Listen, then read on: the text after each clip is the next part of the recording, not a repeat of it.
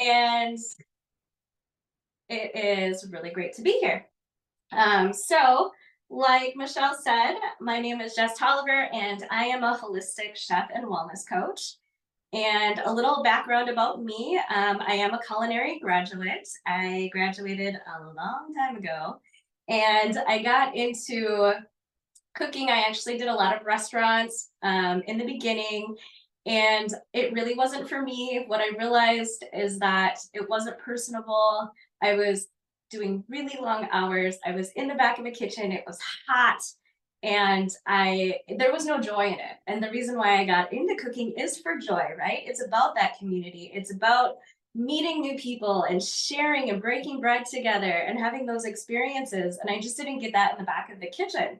So I left, and what I did is I ended up going into healthcare. And so I actually work at Abbott Northwestern Hospital, and that is in Minneapolis. And I now currently work in mental health part time as well. But I did start in tele or cardiac. And what I was really seeing consistently is a lot of people were coming in with a lot of issues and a lot of health issues that were really actually related to how they were eating. It was a big portion of it, especially in the elderly community. And what I realized is that I could make a difference more by teaching people how to cook, showing them how to make sustainable changes in their life with food and wellness holistically than I could any other way. So that is how Jess Delicious was born. It has morphed into Jess Delicious Living since I ended up going to IIN, which is an integrative nutrition wellness class, and I got my coaching there.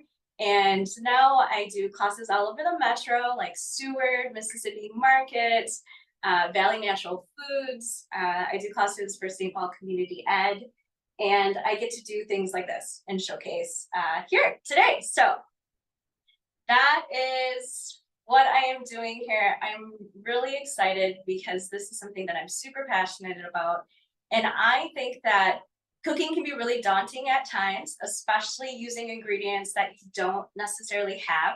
But what I will say about this recipe specifically is once you have all of the pantry ingredients, so we're going to be using stuff like peanut butter. I'm pretty sure everybody has peanut butter, unless you have an allergy, then don't have peanut butter.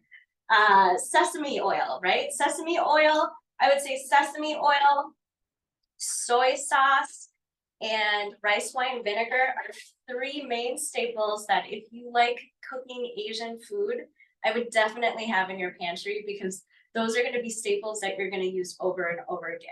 And it may seem like a lot at first if you're buying a bottle. Let's say a bottle of sesame oil costs about $6 or $7, but it's going to last you forever because a little goes a long way. And you're going to be able to keep coming back and being like, I have all these ingredients, I'm going to throw this together. And one of the reasons why I think that cooking is so important is because not only does it taste good, but it's nourishing. And we feel so much better when we're knowing what we're putting in our body, and it's healthy and it comes from the ground. And like Michelle said, I do mostly plant-based. I am gluten-free, I am dairy-free, and I'm a pescatarian, which means that I eat fish and seafood, but that's it. I don't do meat. So I do a lot of veggie forward dishes, and it is not only sustainable for the environment, but it's also really good for you. And when you allow yourself to try different things, your palate is going to expand. You're going to, like a lot of different things. And eating plant-based is actually more affordable than if you eat animal products. So that is another reason why to try going plant-based. So let us get into the recipe. At any time, if you have any questions for me, I have my chat open, so you can definitely just type it in the chat, or if you want, you can unmute yourself and just randomly shout out to me, and I will try to answer it. So this is a Thai peanut salad. It's one of my go-tos for the summer. I like it because it's cold. I like it because I can store it in the fridge. It makes a really big batch, and every day it gets better. So those certain dishes that like the first day it's good, but the second day it's awesome. that's this, because all of the flavors from that sauce are really gonna soak in. You're gonna have those crispy vegetables like your bell peppers and your cucumbers, and it's really just, it's so refreshing and light, and it's really fun to eat. This is also an all gluten-free. It doesn't have to be, but it is very easy to make gluten-free.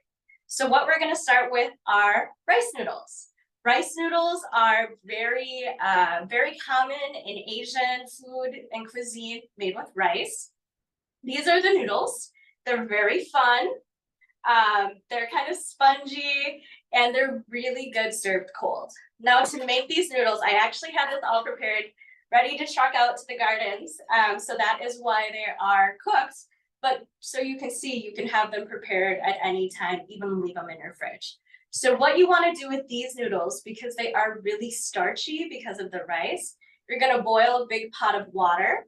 And then once your pot is boiling, you're going to add your rice noodles to it, and then you're going to take it off the heat and put a cover on it. 6 to 8 minutes is really all you need. And what it's going to do is it's going to cook in that water, but it's not going to overcook and make it gummy because you're taking it off the heat. And what you get are these beautiful, springy, delicious noodles. They're also in things like pad thai. Fresh spring rolls have these noodles in it a lot, so you can definitely play around with it. One box is definitely a lot. It makes probably about 6 to 8 servings, so just be mindful of that. So if you're only cooking for maybe 1 or 2 of you, I would only try with half the box, not the whole thing, or you're gonna have a lot left over. Okay, so now we're gonna get into the main event, which is the vegetables, the fun part, right? It seems mostly, did you get it to boiling and then turn off the heat for the water? Yes, I did. So with those noodles, the water needs to come to a full boil. Once it's at a full boil, then add your rice noodles, put a cover on, and then take it off the heat and just kind of set it aside. And it'll absorb all the boiling water. But make sure your water is boiling first. That's a good question. Okay. So the veggies that we're going to be using, if you are going to be doing this, I want you to know, and this is how I cook. I use recipes as guidelines. That's it. And it may be that every single time that I cook, the food is going to come out a little bit different. And that's okay, because we're always in different moods. We always have different things. And we're always having different things in our refrigerator, right? So today I didn't have radish, but you know what I did have? I had some purple cabbage. So I'm gonna dice this purple cabbage and I'm gonna add it to this dish. And the nice thing about this dish is it's super forgiving. You can add, you can take away. For our main protein today, to be good on a budget, we're gonna be using something called edamame. So edamame are soybeans. And these soybeans, I really don't have a taste. They're kind of fun, hard. The most common way you get them is frozen. Now, I want to just say that having fresh produce all the time is really awesome, but sometimes we don't always have access to that. And so we can mix and match, right? So I have really fresh green onions from the local co-op, you know, or grown. To that, I can add something frozen, which is going to be these shelled edamame or soybeans. And if you cook this down and you press it, it turns into tofu. This is what tofu is, if you did not know that. So today for our vegetables, we're going to be using cucumber, some green onions, a red bell pepper, and some cabbage. Again, if you are making this at home, I know it's very last minute, you can add whatever. You can add some carrots to it. You could add some radishes to it. You could add some zucchini to it. You could go out to your garden. You could grab whatever you have. As long as it's got a good crunch and it's a vegetable, it's very good. So I'm going to show you how I like to cut vegetables. I mean, obviously, everybody is different. The bell pepper, everybody cooks cuts a bell pepper a little bit differently. This is what I have come to learn, and I find it fascinating. So the way I like to do it is, you can see the top, and I'm just going to go with my knife and I'm gonna go around it. And so it always is gonna have this little seed pore. So I'm just gonna cut all the way around the pore like that. You can compost this. You could add it to the garden or add it to some dirt and water it, see what comes up. It's up to you. Okay, so now when I cook and I'm thinking about eating, the way I cut things is how I want to eat it. I always say, imagine yourself on a first date.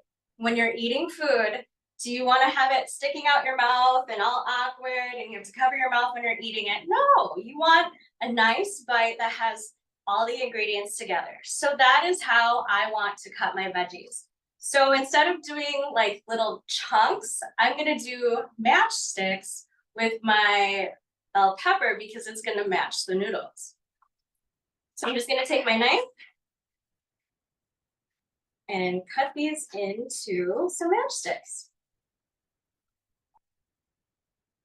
Now the recipe that I gave you definitely is for 2 people. So this is a recipe that I teach at my community ed class a lot. And it's only a single serving for 2 people. So if you were going to be making this for a family, you just want to double it or triple it. You can never have enough veggies. So take the whole bell pepper. It's not going to make it worse or make it not taste as good. It's just going to give it more abundance, right? One of the reasons also why eating vegetables is so important is because it's full of fiber. And what fiber is going to do for us is it's going to fill us up. It's going to keep us regulated. And it's really going to help with so many things. Like bell peppers have capsicum in it, which is very good for sleep. It's very good for eyes. I don't know if you've ever heard that you want to eat the rainbow. And one of the reasons why is because it has so many different vitamins and minerals that you're eating. Because I think a lot of times that we forget that we're eating for nourishment.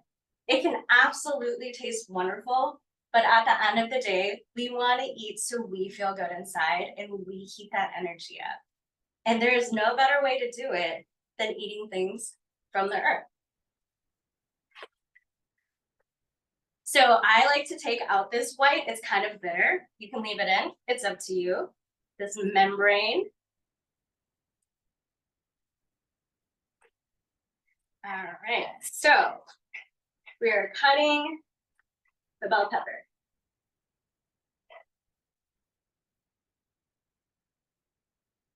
Another way that I want to show you too, if you do not want to cut by hand, you can always use a food processor for this, if you have one. Another way to do it, you can use a shredder. I shred my carrots like this all the time. It's such a great, easy, quick way. And just to kind of show you with my cucumbers, so definitely wash your cucumbers because a lot of times if you get it in the store, it has that wax on it and the wax is really bad for you. So just make sure you wash it and dry it. These are all washed. Otherwise, obviously, if it's from your garden, it's going to be amazing and wax-free, so you just have to do a little rinse. But you can easily take your cucumber and shred it.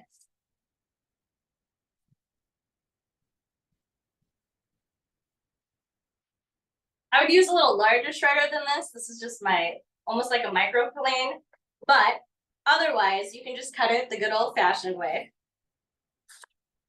So when I am doing something round and circular like a carrot or a cucumber, I always want to think about using a flat surface when I'm cutting, right?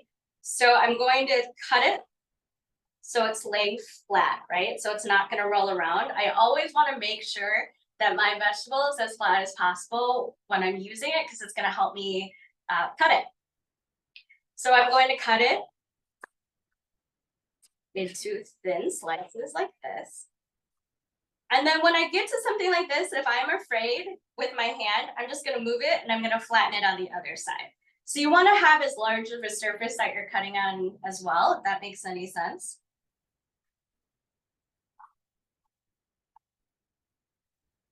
So then I'm just going to move it around and keep cutting it. And then you're gonna get these little matchsticks. And you can make them as fat or as skinny as you want. It is up to you. And you know what? If you don't like matchsticks, you could definitely cut them into you dices if you want. It is really up to you. And I would say about knife skills, the more that you use a knife, the better and more comfortable you'll feel with it. Not everybody is born with amazing knife skills. I remember the first time I picked up an actual sharp knife, I was afraid for my life. And I also will say though, that do not use a dull knife. Make sure it's sharp because you want your knife to work for you. You don't work for your knife. And when you're using your knife, this is a Mac. I love it. She's my beauty. When you're going to be cutting, remember that you want to use it. And like I have very small hands, so I'm gonna choke up on it a little bit because I want to have as much control over my knife as possible. And if you've heard, you want to curl those fingers under so you don't cut your fingers like that. All right, so we got some matchsticks going. We're gonna add that with my shredded stuff over here.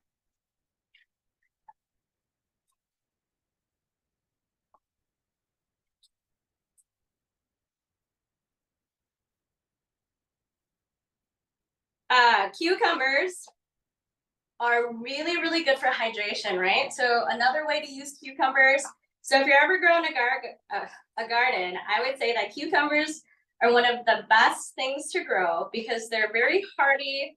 They're pretty easy to grow. I've grown them a couple of times, and that is not my niche. Growing, I can grow inside plants, but it's a lot harder for me to actually grow outside plants.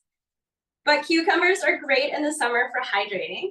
And so you could add these to your water with some mint and lemon, and it's so great because it just feels clean and it gives you that extra flavor that you're looking for. So, it's just something fun and different that we can drink in the summer that keeps us hydrated that may not be soda, and it's really affordable. Okay, so I have my cucumbers.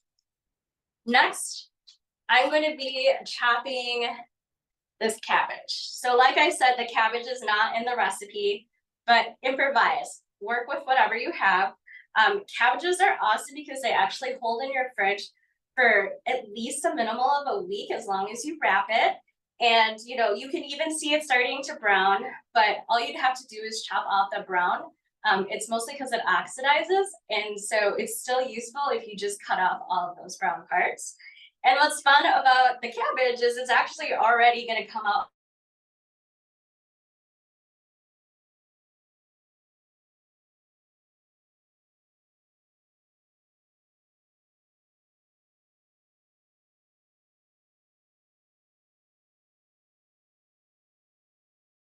core in it, but a lot of times just be mindful of the core. That is going to be very hard and bitter to eat, so you want to cut around that. Cabbage is full of fiber, and it is also a really good source, surprisingly, of iron. So if your doc ever says that you're iron deficient, you don't necessarily need to go for that big steak. You could, but you could also do some cabbage. This is considered a cruciferous vegetable. Along with cruciferous vegetables, there's, let's see, there is Brussels sprouts, and there's kale. So these are definitely heartier vegetables. And then they also are cool because they grow almost all the way into fall. And so we have an assortment of these veggies. Some of them are definitely going to come in during the summer, but if you make your garden, you can make it so you're always going to have bounty coming in throughout like a 6-month season. So if you plant your kale and your cabbage, that'll be ready in the fall. And then right away, you'll have your summer squash and, you know, your zucchinis and your green onions and your bell peppers like right away. So you can continuously use your garden throughout the year, which I think is super fun. Okay, last but not least, we have these huge green onions. So green onions are really interesting. You can use the whole thing, of course. The white part is going to be similar to like an actual onion. And I always like to kind of like chop off right before you get to the little legs. I'm going to cut off the end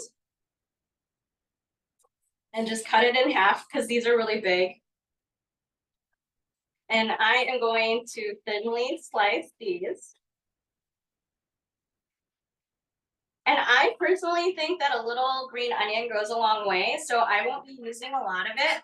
When you're cooking with green onions, always do the white parts when you're doing the sauteing, and always use your green parts for a garnish because they are thinner and they're going to cook really quick and they're going to get kind of wilted. So you want to make sure that you put those in at the end. So if you're making like a curry or something, use those white and light green parts like when you're sauteing all your veggies, and then make sure you just have a little for garnish and a little pop of color. So I'm just going to take out the ends. And because this is cold and we're not going to be using different parts for cooking, I'm just going to cut all of it. These are so big. I think all this water this year, as unfun as it's been, I think are really just giving such a beautiful crop of veggies this year. And they're just huge.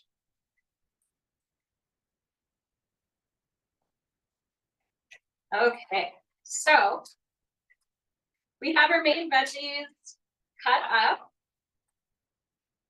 Again, feel free to add any additions that you would like. Also for protein, you could add tofu, tempeh. Tempeh is the same as these, only, and tofu, only it's fermented. So it is a little lower in carbs and fermented. I don't know if you know about fermented, but fermented just means that it's good for your gut. And it has like a lot of microorganisms and good bacteria that is really good for gut health. So it is a little sour though, and it's not for everyone. So maybe if you can try a little bit out before you make a whole bunch, because it might not be your favorite thing. Jess? Yeah? I have a question. Yes. Can you use chives instead of green onions? Or like walking onions? Yes, absolutely. And chives are in the same family.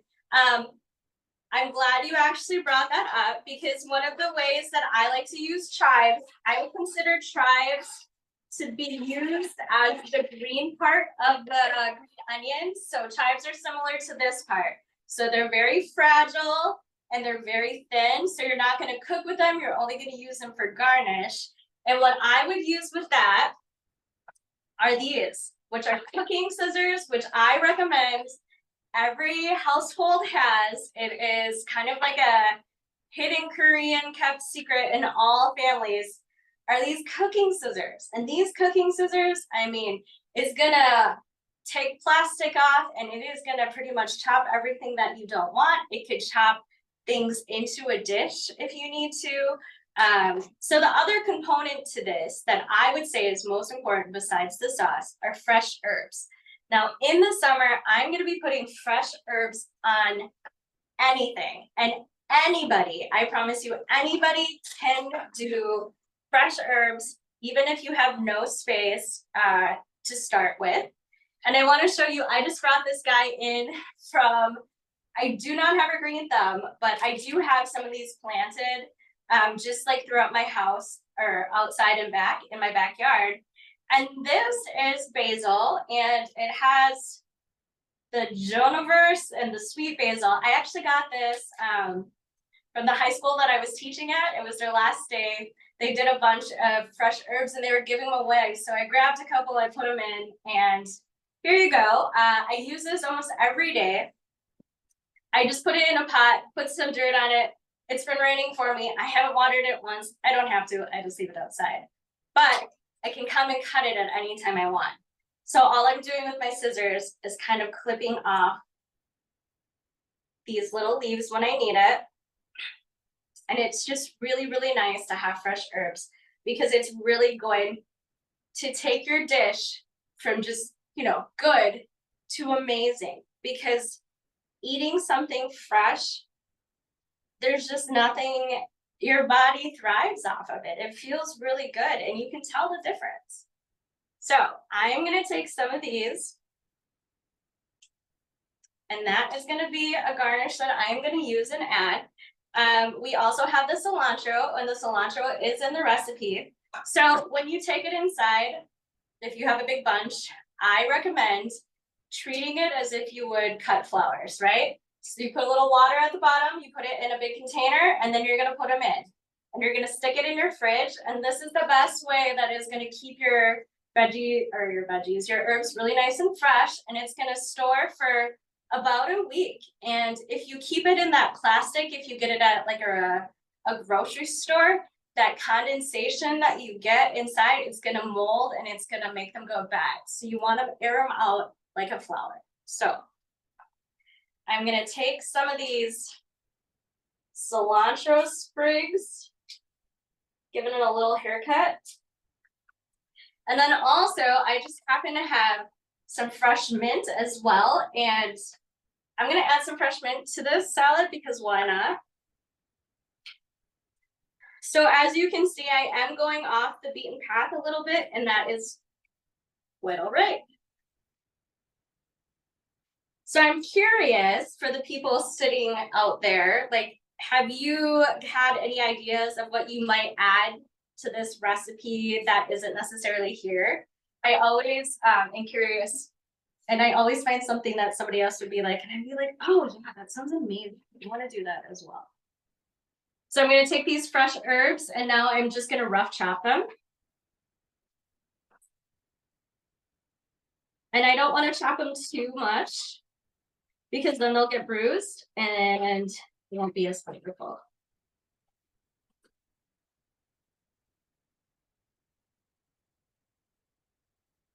Okay, so here are my fresh herbs, my mixed salad mixture.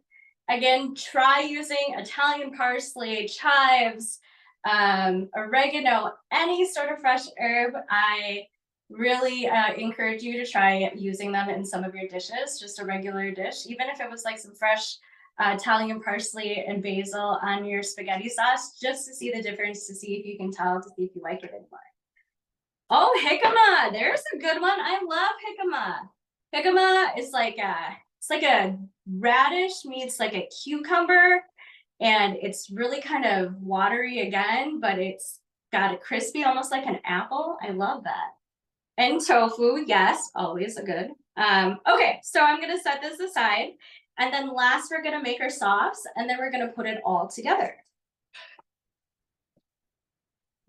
Space over here. Okay, so for our sauce, I like to make it in like a big measuring cup. You could use a bowl, whatever. And what we're gonna start with, and again, you're not gonna see me measuring. I go by taste. If you feel comfortable, definitely start measuring things at first. And then once you feel comfortable with it, then you can start doing it at your own leisure. So I'm just gonna start with some peanut butter.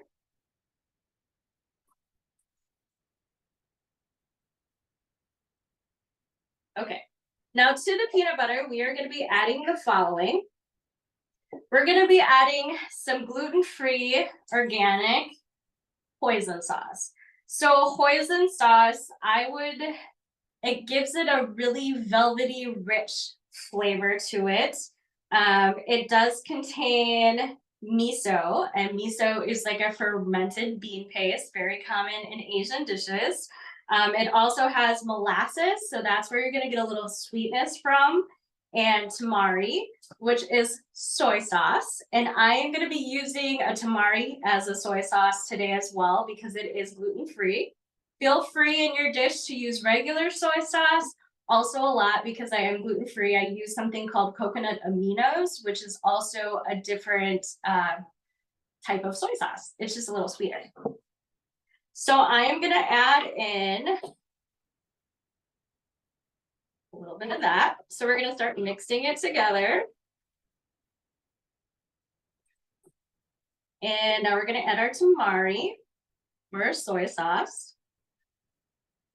And another great thing, if you wanted to, you can make a big batch of this and you could just hold it in your fridge and it would stay.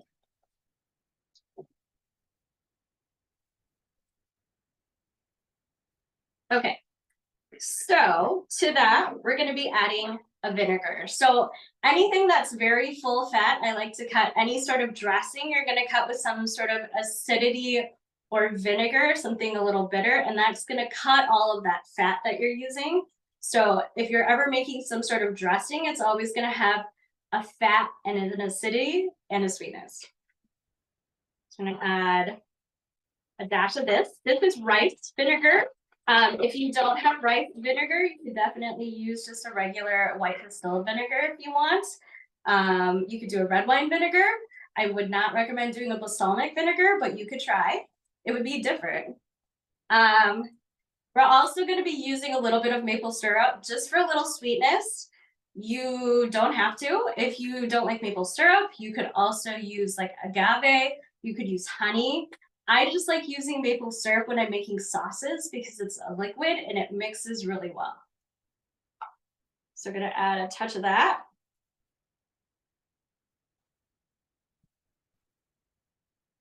So you can see right now it's very thick.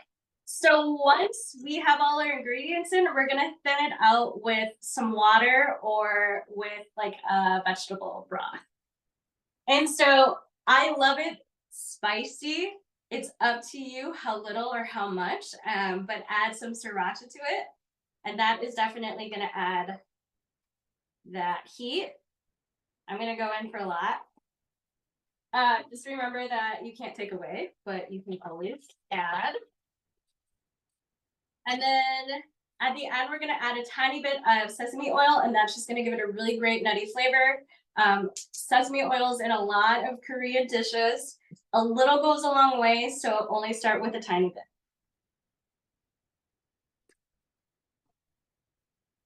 Okay, nice and velvety. So this would almost be like a thick sauce that you would use maybe for like some fresh spring rolls.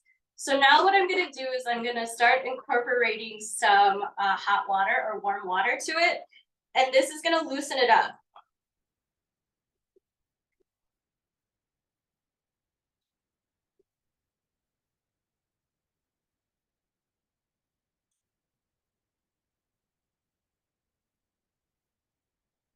Okay, so maybe a little bit more. So it's up to you how much you're gonna add, but as you can see, it easily turns into a sauce now.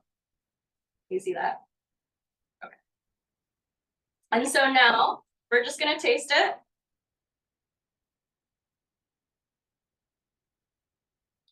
It's good. I am gonna add in some additional sriracha. And then a little more sesame oil.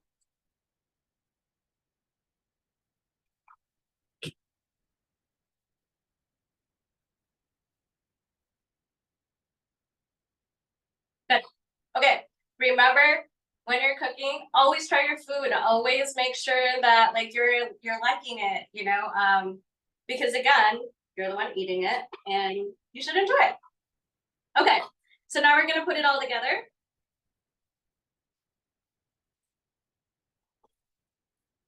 So here is our big bowl of noodles. So into the noodles, first we're going to be adding all our vegetables. So we're gonna add in those bell peppers and that cabbage and cucumbers and those green onions, like so. Okay, so I'm gonna take tongs here, it's pretty big. This is definitely also like a really great dish if you want to take it to like a picnic or something. because it makes quite a bit. Okay. So then into this, I'm gonna add in the edamame. And I'm gonna add in half the sauce.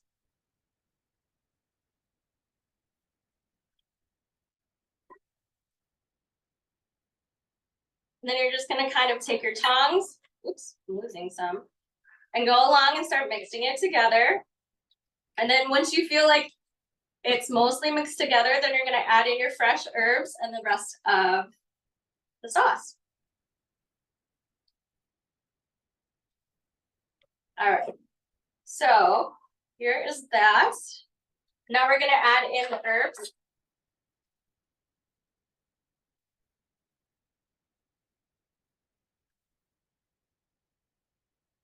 And the rest of the sauce.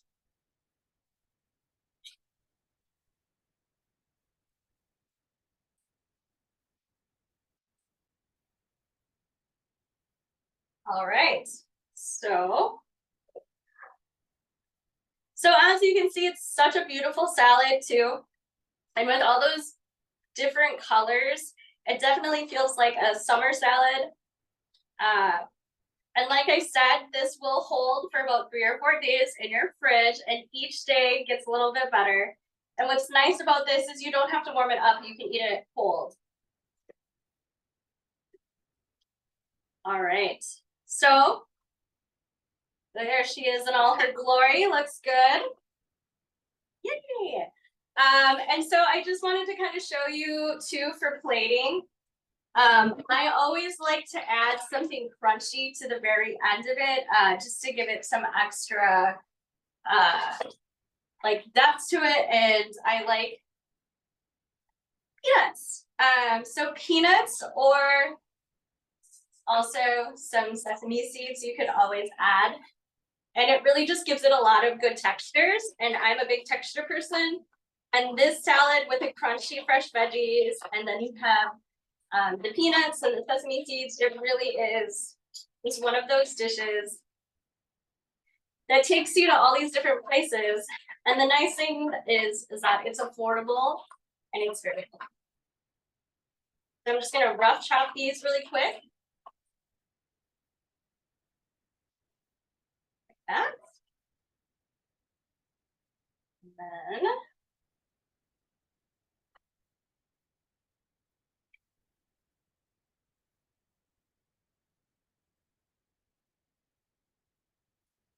this.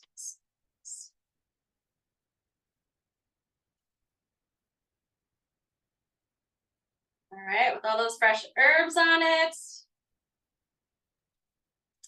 And then we can add some of these crushed peanuts to the top.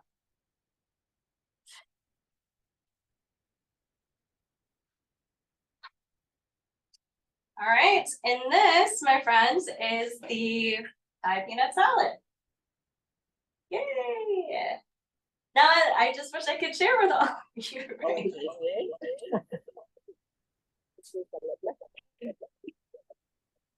That looks so good, Jess. Thank you.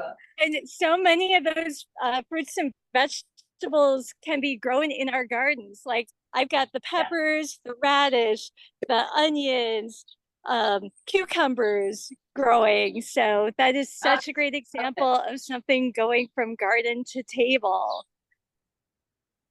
Yes, I'm wondering absolutely. if anyone has questions for Jess.